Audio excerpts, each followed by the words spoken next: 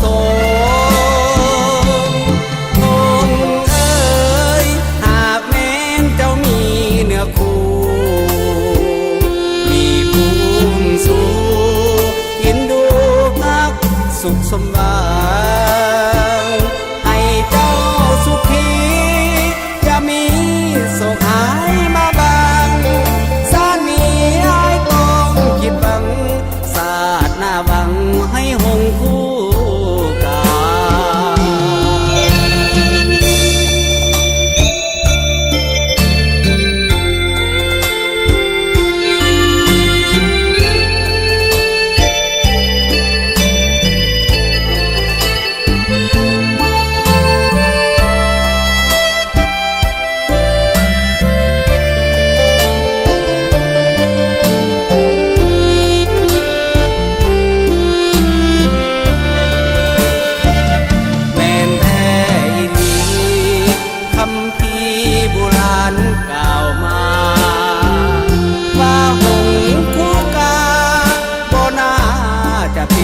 ไปได้